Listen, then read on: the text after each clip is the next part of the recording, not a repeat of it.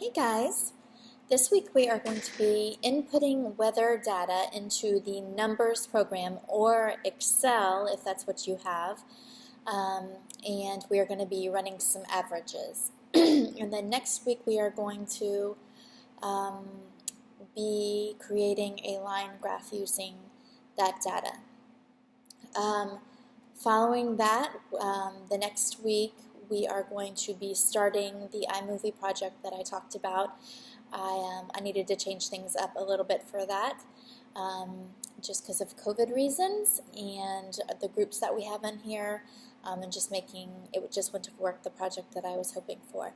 So we're still going to do an iMovie project coming up. I know I mentioned that to you guys before, but there's just going to be a little bit of delay on that so we can finish this numbers project. So we shall get started. Here we go. Okay, so here is my numbers program, and again, Excel is very similar to numbers. So we're going to go ahead and open up a blank document.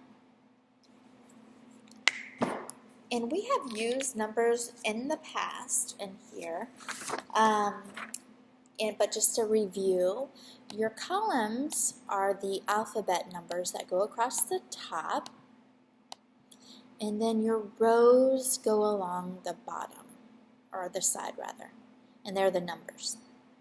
So each of these cells have an address, so if I say go to B8, you would go over to B and down to 8, and that would be this cell.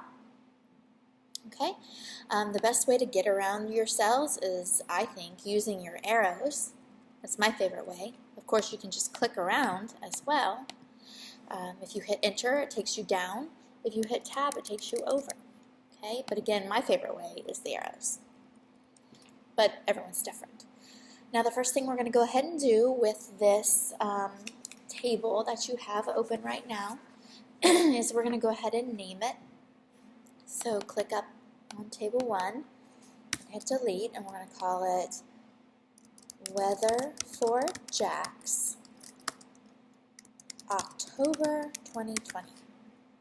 Okay, and I did attach this weather sheet for Jacksonville. That's actual weather data for Jacksonville for last month.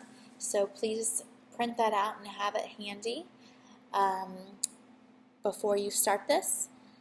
Now for the header column, and this is the header column. Actually, before I do the header column, we only need 3 columns. We need A, B, and C. So find this little backwards L at the bottom of your table. You might need to scroll up a little if it's being cut off. We're just going to click and drag until you only have A, B, and C. Okay, that's all we need is A, B, and C. Now for the rows, we need 33 rows, so you can go ahead and add those now, or you can do it as needed. That's up to you. Just going to go ahead and add these like this. There we go. Now we have 33 rows, which is what we need. Now for the A1 header box, we're going to go ahead and put days in October. Okay, so days in October is A1. B1, we're going to go ahead, and this is going to be our high temps. And then we're going to make using Shift 9, make a parenthesis. And now we're going to make that degree symbol, Option Shift 8, and then a capital F for Fahrenheit, and then a close parenthesis, so Shift 0. We're going to do that same thing over here, but this is low temps, Shift 9, Option Shift 8 for our degree sign, capital F for Fahrenheit, Shift 0 for my close parenthesis. And now we have all of our header rows, columns complete. Now let's go ahead and do our rows. And what we're going to do here is we're going to put the days of October. Okay, so starting with the first, go all the way down.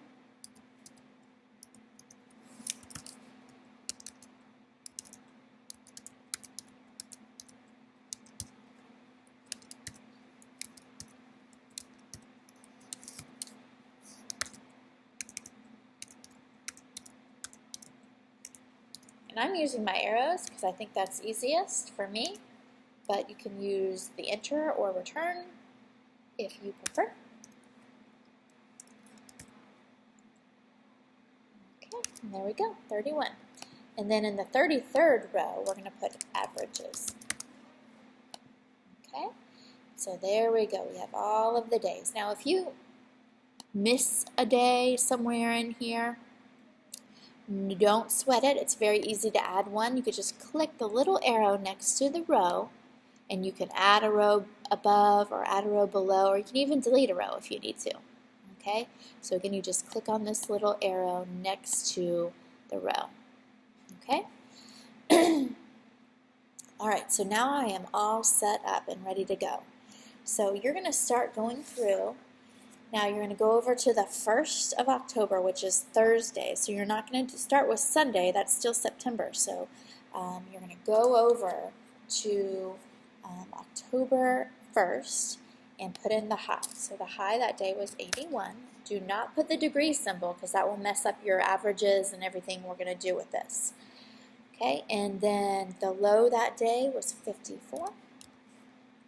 Then go on to October 2nd. The high that day was 78. The low was 60. Now you can go and you can put in these however you want. Some kids just go ahead and do the highs all at once. I think that's my preference too, personally.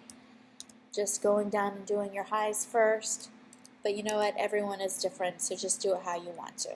Okay, go ahead and fill them in, all the highs and all the lows for the month. All right, now I'm going to zoom through this, do a time warp into the future, and I have all of my data input into this. So once you're all done, we're going to go ahead and do our averages.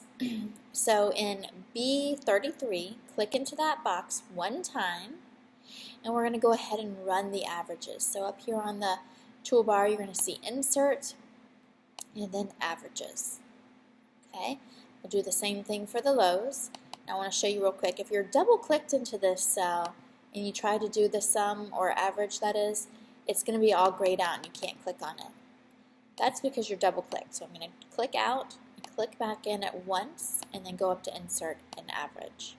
Okay, and now these are my averages for the month, my average high and my average low.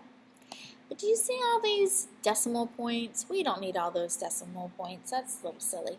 So we're going to go ahead and get a nice whole number for this. So up here you're going to see your different tabs. We're going to click on the Cell tab. And where it says decimals here, auto, we're going to put 0 and then enter. And now we have a nice whole number, 82. Let's do the same thing for the lows. 0, enter, and that's a 67 for the low.